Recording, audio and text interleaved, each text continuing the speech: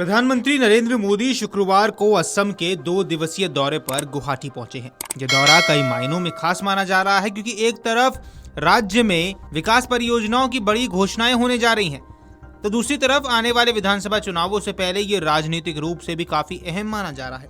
हालांकि इस दौरे की शुरुआत में ही खराब मौसम के कारण कार्यक्रम में बदलाव कर दिया गया। दरअसल प्रधानमंत्री का शुक्रवार को कोकराझार जाने का कार्यक्रम तय था, जहां उन्हें कई विकास परियोजनाओं की शुरुआत करनी थी, लेकिन इलाके में अचानक खराब मौसम ने स्थिति बन जाने के कारण सुरक्षा एजेंसियों और प्रशासन ने कार्यक्रम में बदलाव करने का फैसला लिया। अधिकारियों के मुताबिक मौसम की स्थिति को देखते हुए प्रधानमंत्री की यात्रा को रद्द करना जरूरी था।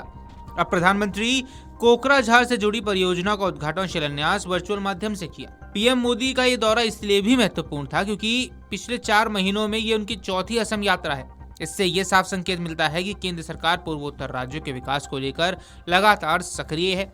साथ ही असम में होने वाले विधानसभा चुनावों को देखते हुए ये दौरा राजनीतिक दृष्टि से भी काफी अहम था। इस दौरे के दौरान पीएम ने असम को कुल मिलाकर 47,600 करोड़ रुपए की विकास परियोजनाओं की सौगात दी है। इन परियोजनाओं में सड़क, रेलवे, ऊर्जा, कृषि और बुनियादी ढांचों से जुड़ी कई महत्वपूर्ण योजनाएं शामिल थी। सरकार का कहना है कि इन परियोजनाओं से राज्य के आर्थिक विकास को नई गति मिलेगी और लोगों को बेहतर सुविधाएं अब मिल सकेंगी। आपको बता दें, कार्यक्रम रद्द होने के बावजूद पीएम असम माला 3.0 योजना की शुरुआत वर्चुअली की।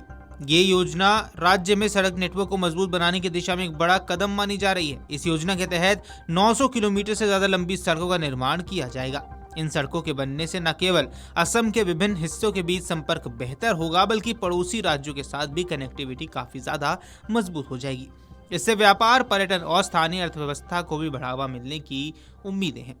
इसी कार्यक्रम के दौरान पीएम ने बोंडेलैंड क्षेत्र में 4 फ्लाईओवर और 2 बड़े पुल की आधारशिला भी रखी। इन परियोजना का उद्देश्य इस क्षेत्र में यातायात व्यवस्था को बेहतर बनाना और लोगों की आवाजाही को आसान बनाना है।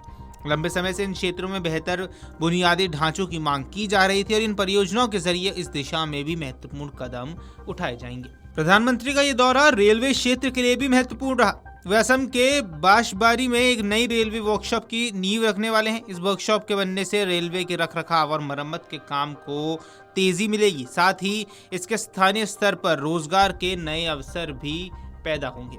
पीएम के इस दौरे में किसानों के लिए भी एक बड़ी घोषणा शामिल थी।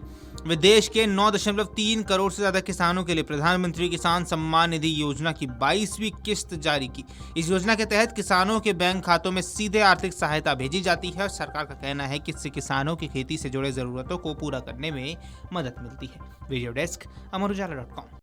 अगर आप ये वीडियो YouTube पर देख रहे हैं तो हमारे चैनल को सब्सक्राइब कर बेल आइकन दबाएं और Facebook पर देख रहे हैं तो हमारे पेज को लाइक करें।